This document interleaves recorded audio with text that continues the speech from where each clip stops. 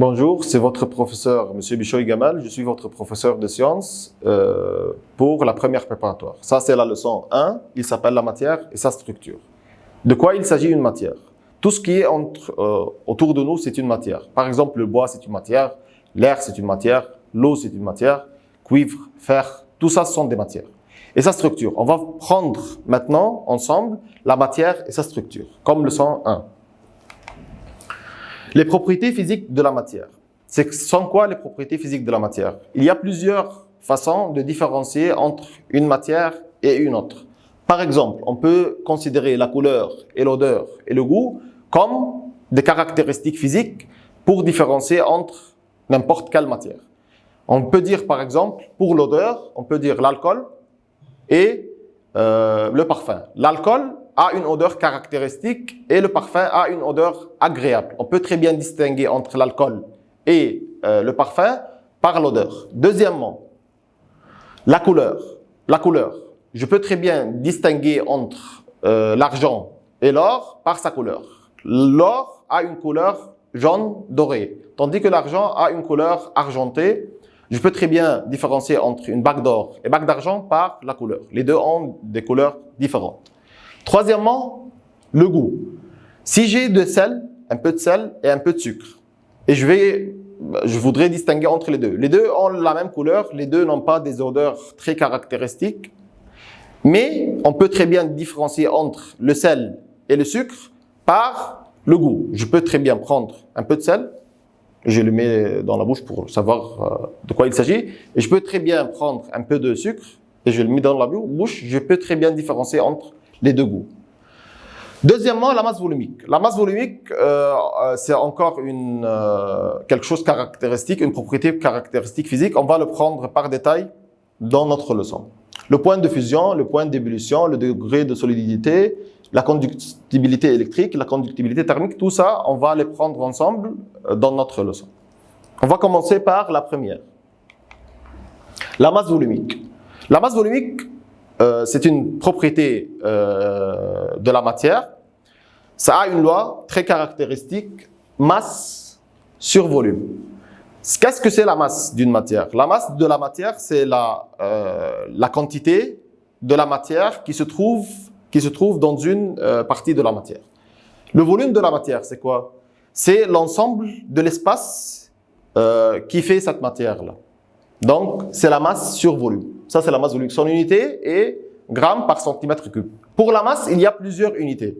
La masse à kilogrammes, à grammes, à tonnes, milligrammes. Tout ça, on peut mesurer la masse avec ces unités-là. Tandis que le volume a plusieurs unités encore. Premièrement, on peut dire litre, centimètre cube, décimètre cube, millilitre, etc. L'unité peut varier encore, mais en général, on va utiliser le gramme pour la masse et le centimètre cube pour le volume. Donc, l'unité de la masse volumique, c'est gramme par centimètre cube, ou on peut dire encore kilogramme par mètre cube. Les deux, c'est bien. La masse volumique de l'eau est caractéristique, c'est 1 gramme par centimètre cube.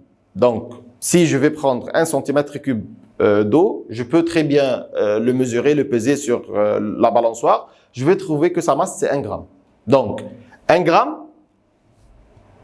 d'eau, il contient un volume de 1 cm3. Ou 1 cm3 de volume, il contient une masse égale à 1 gramme.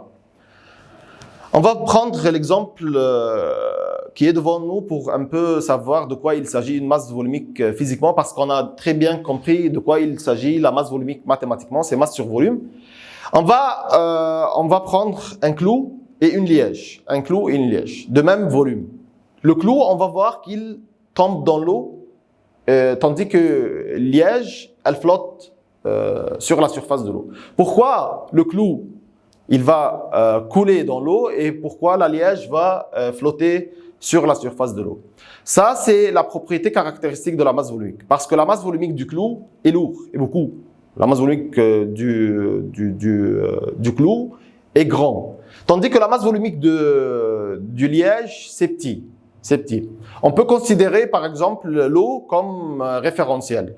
Si la masse volumique de la matière est plus grande que l'eau, donc elle va couler. Si la masse volumique de la matière est plus petite que l'eau, donc elle va flotter.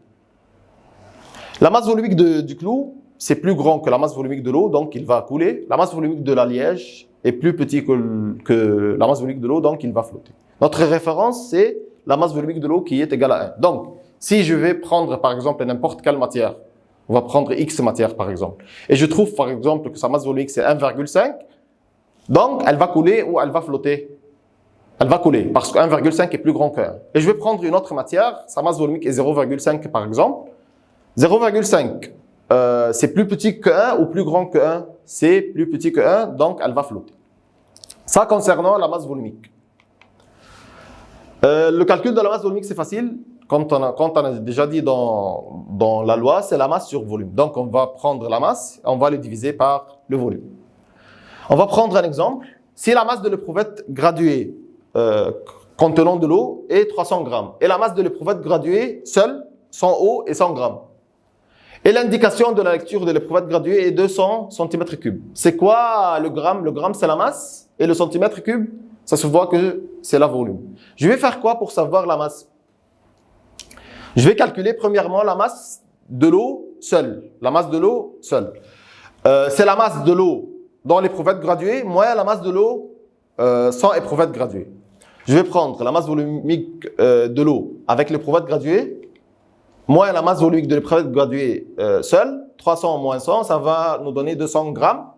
Et le volume, il nous a déjà donné 200 cm3. Je vais faire la masse volumique, c'est masse sur volume. Je vais faire 200 grammes sur 200 cm3. Ça va nous donner 1 gramme par centimètre cube. Comme ça, on a démontré la masse volumique de l'eau par des calculs. Application sur la masse volumique. Si la masse volumique de la matière change, cela indique que la matière est impure. Chaque matière a une masse volumique caractéristique. Ça veut dire, par exemple, l'eau. On a pris déjà l'exemple de l'eau. L'exemple de l'eau. 1 gramme d'eau contient, ou 1 cm3 d'eau contient 1 gramme d'eau. Donc, la masse volumique de l'eau, c'est 1 gramme par centimètre cube. Si par exemple, je vais savoir que la masse volumique de l'eau, par exemple, est 1,1, cela veut dire qu'il y a des impuretés dans l'eau. C'est pas 1, c'est pas pur. Si c'est pas 1, si l'eau n'est pas égale à 1 gramme par centimètre cube, donc ça veut dire qu'il y a d'impuretés dans l'eau. Ainsi de suite. Chaque matière a sa propre masse volumique. On ne peut pas éteindre les incendies du pétrole par l'eau. Pourquoi on ne peut pas éteindre les incendies du pétrole par l'eau? Le pétrole a une masse volumique plus petite que l'eau, donc le pétrole, il flotte sur la surface de l'eau. Et quand il y a un incendie et je vais l'éteindre, je n'utilise pas l'eau parce que l'eau est plus lourd en masse volumique, plus lourd que le pétrole. Donc le pétrole va flotter sur la surface de l'eau et l'incendie va continuer. L'eau ne peut pas éteindre le pétrole parce que le pétrole flotte sur la surface de l'eau. On remplit les ballons d'air par le hélium. Pourquoi on remplit les ballons d'air par le hélium? Parce que la masse volumique de l'hélium est inférieure à celle de l'air. C'est pour cela que l'hélium va flotter sur la surface de l'air et le ballon d'air va monter en haut. Une autre fois, pourquoi dans les ballons d'air on utilise le hélium? Parce que le hélium, sa masse volumique est plus petite que la masse volumique de l'air, donc il ne va pas tomber, il va flotter sur la surface de l'air. C'est pour cela que les ballons d'hélium flottent ou montent sur la surface de l'air. Le point de fusion, ça c'est la deuxième caractéristique physique pour différencier les matières. Le point de fusion, premièrement, on va dire sa définition. C'est la température fixe à laquelle la matière se transforme d'état solide à l'état liquide. J'ai une matière, par exemple le fer. Si je vais chauffer le fer à une très grande température, le fer, on sait qu'il est solide, il va se transformer en fer fondu. Il va se fondre à une telle température. Cette température-là s'appelle la température de fusion. La température de fusion, c'est la température à laquelle la matière se transforme de l'état solide à l'état liquide par la chaleur, par l'échauffement.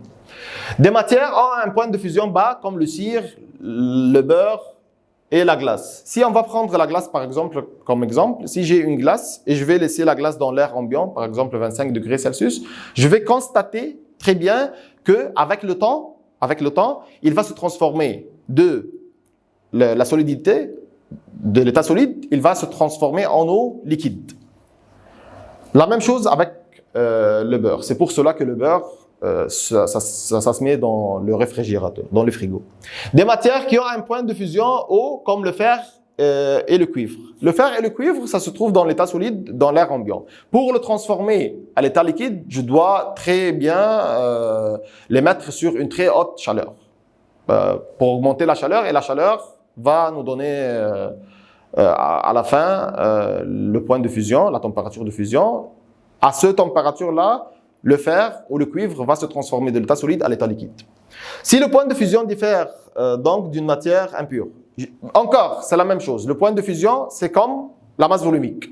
La masse volumique, il indique quoi? La masse volumique, il indique que la matière est pure ou non pure. Parce qu'on sait très bien que la masse volumique, c'est un nombre, un nombre fixe.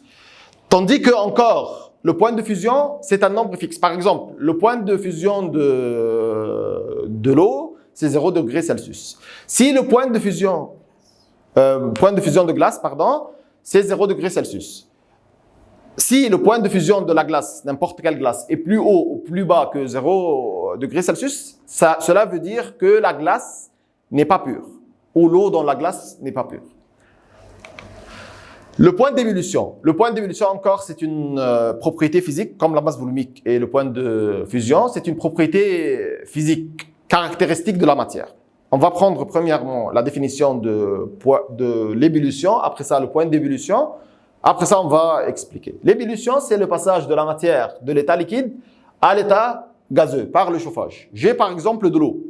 Si je vais mettre de l'eau à une très haute chaleur, par exemple 100 degrés Celsius, l'eau va s'évaporiser. L'eau s'évapore à une température de 100 degrés Celsius. 100 degrés Celsius. Donc, si la température de l'eau atteint 100 degrés Celsius, elle va se transformer de l'état liquide à l'état gazeux. Le point d'ébullition, c'est la température fixe à laquelle la matière se transforme de l'état liquide à l'état gazeux. À une telle température que la matière perd, elle ne soit pas liquide, elle se transforme en gazeux. À cette température-là, elle s'appelle la température d'ébullition. On peut dire par exemple, la température d'ébullition de l'eau, c'est 100 degrés Celsius. Donc, à 100 degrés Celsius, l'eau va se transformer de l'état liquide à l'état gazeux. Chaque matière a ses propres points d'ébullition. C'est la même chose. Si l'eau son point d'ébullition, c'est 100 degrés Celsius, donc l'eau est pure. Si ce point-là, le 100 degrés Celsius est différent, par exemple 101, 102, 103 ou 99, 98, plus ou moins, on va démontrer maintenant que l'eau n'est pas pure. Donc l'eau pure, c'est 100 degrés Celsius. Tandis que l'eau impure, son point d'ébullition peut être plus ou moins 100 degrés Celsius. Donc, le point d'ébullition, la conclusion. Le point d'ébullition, ça caractérise la matière. Et si le point d'ébullition est différent, de nombre qu'on le connaît, cela veut dire que la matière est impure. Application, la séparation des constituants de pétrole par la différence de points d'ébullition. Exemple, le kérosène, l'essence et le diesel. Il y a un exemple très très célèbre sur la séparation des matières par le point d'ébullition. On sait que le pétrole, c'est un mixage entre plusieurs huiles. On peut dire que c'est kérosène, essence et diesel. Chaque huile, kérosène ou essence et diesel a sa propre point d'ébullition. Donc, quand on chauffe le pétrole à une telle température, le kérosène, qui est le plus léger, va s'évaporer, va premièrement se dégager. Après ça, les autres matières, comme l'essence et le diesel, vont s'évaporer après le kérosène. Parce que leur point d'ébullition diffère du point d'ébullition de kérosène. C'est pour cela qu'on fait cette technique-là pour la séparation des constituants de pétrole. Le point d'ébullition de l'eau pure est 100 degrés Celsius, ça on a déjà dit. Si la pression atmosphérique augmente, le point d'ébullition augmente. Donc, on utilise tout le temps 1 atmosphère comme référence pour nous, pour faire le point d'ébullition. À 1 atmosphère, l'eau bouille à 100 degrés Celsius. Le point d'ébullition augmente avec l'augmentation de l'atmosphère, avec l'augmentation de la pression. Si la pression dans la marmite à pression augmente, donc il va augmenter le point d'ébullition. C'est pour cela que les aliments sont cuits dans les marmites à pression. Ils sont cuits dans la marmite à pression selon ce principe-là. L'augmentation de la pression augmente le point d'ébullition de la matière. La conductibilité électrique. C'est quoi la conductibilité électrique? La conductibilité électrique, c'est la capacité de la matière de conduire le courant électrique. Par exemple, on peut dire le fer. Est-ce que le fer conduit le courant électrique? Oui, il conduit le courant électrique. Tandis que le bois c'est un isolant. Il ne conduit pas le courant électrique. Si je vais comparer entre ces deux matières, l'une est un bon conducteur d'électricité, c'est le fer. L'autre, le plastique ou le bois, c'est un mauvais conducteur d'électricité. Bon conducteur d'électricité, exemple, la solution acide. Il y a plusieurs. La solution basique encore, c'est une solution qui est bon conducteur d'électricité. Tandis que le mauvais conducteur d'électricité, par exemple l'eau sucrée. Quand on met, par exemple, un bécher contenant de l'eau sucrée et on va mettre une pile, et cette pile-là est reliée à une ampoule, l'ampoule ne va pas s'allumer. Pourquoi l'ampoule ne va pas s'allumer? Parce que l'eau sucrée ne conduit pas le courant électrique. Si je vais je vais faire la même expérience avec de l'eau salée, par exemple, l'eau avec du sel.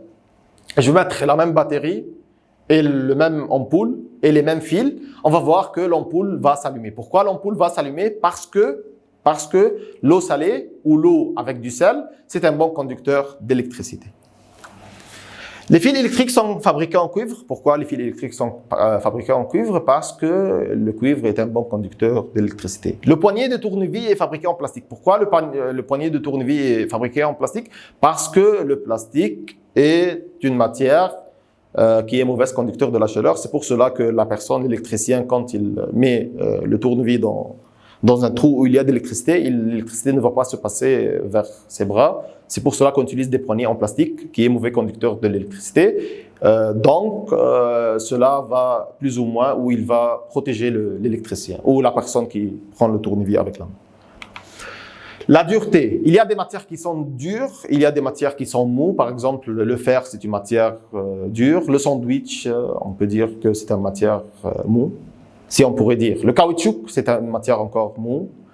On peut donner des exemples des matières qui sont molles à la température normale, comme le caoutchouc. Le caoutchouc, par exemple, le caoutchouc de leur voiture, il est mou, il peut être plié dans la température normale. Il n'a pas besoin de haute température pour qu'il se ramollisse. Tandis que des matières qui deviennent molles par la chaleur, exemple les métaux, le fer.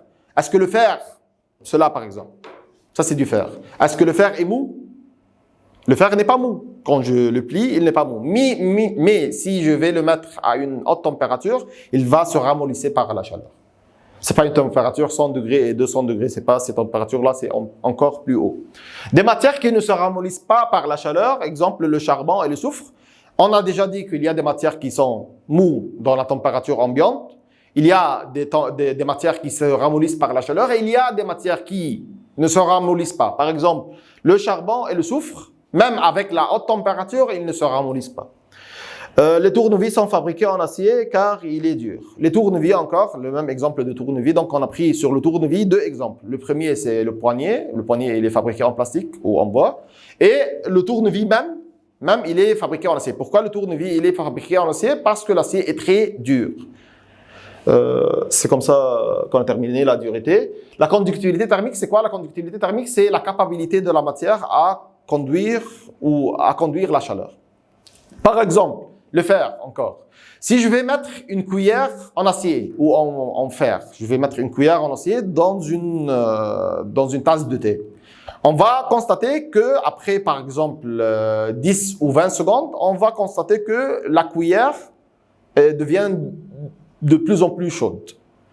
Ça, c'est une matière qui est quoi? Qui conduit très bien la chaleur, qui a une très bonne conductibilité thermique. Thermique, ça veut dire chaleur. Tandis qu'une matière comme une cuillère en plastique, on va prendre la même cuillère, mais pas en acier, la cuillère en plastique. On va mettre la cuillère en plastique dans la tasse, dans la même tasse. Après avoir mis la cuillère en plastique dans la tasse, on va constater que la cuillère en plastique ne se réchauffe pas beaucoup. Elle va se réchauffer, mais peu. Donc, c'est une matière mauvaise conducteur thermique, mauvaise conducteur de la chaleur. Elle ne conduit pas bien la chaleur. Elle conduit, mais pas très bien. Bon conducteur de la chaleur, exemple, tous les métaux, acier, fer, cuivre, tous, etc., aluminium. Mauvais conducteur de la chaleur, exemple, plastique, bois, on peut dire. on peut constater que c'est à peu près la même chose comme la fois dernière. On fabrique les marmites en aluminium. Pourquoi on fabrique les marmites en aluminium? Parce qu'on voulait que la marmite soit un bon conducteur de la chaleur pour cuire les aliments.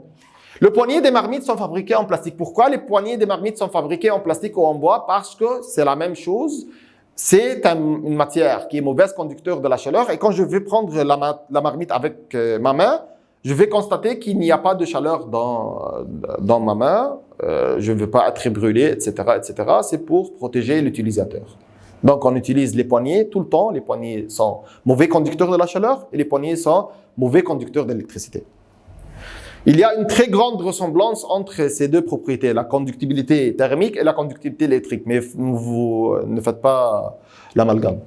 Les propriétés chimiques. On a terminé maintenant les propriétés physiques. On va aller de plus en plus sur les propriétés chimiques. Des métaux très actifs, exemple le sodium. Il y a une expérience qui est très très célèbre, ça se fait dans les laboratoires, quand on met une très petite partie de sodium dans l'eau. On va mettre mais ne faites pas ça à la maison, hein. Faites attention, c'est très dangereux. On va prendre une très petite partie de sodium et on va le mettre dans l'eau. Vous pouvez regarder ça sur le YouTube. On va le mettre dans l'eau, donc il va s'exploser. Le sodium, il va se mettre quoi dans l'eau? Il va s'exploser. Cela veut dire que le sodium a une très bonne activité chimique. Il est très très actif. Tandis qu'il y a d'autres métaux qui restent des milliers d'années sans activité chimique. Exemple, l'or. L'or n'a pas d'activité chimique. Ou il a une activité chimique, mais très très faible. Par exemple, le masque de Toutankhamon, si vous allez regarder ça dans le musée, vous allez regarder que le masque de Toutankhamon, il est fabriqué en or. Il a resté des milliers d'années, à peu près des milliers d'années, sans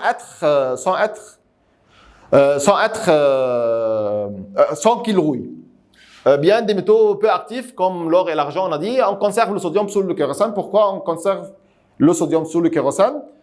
Parce que le sodium est très actif. On veut le protéger. On galvanise les pans pour protéger les rouilles. Qu'est-ce que ça veut dire galvaniser? C'est peindre les pans pour les protéger contre la rouille. Et en recouvrir les charges de voiture par une couche de graisse, c'est la même chose pour les protéger. C'est terminé cette partie-là, c'est la première partie, c'est terminé cette partie-là. On se voit sur la deuxième partie de cette leçon. Merci pour votre attention. Monsieur Bichoué Gamin.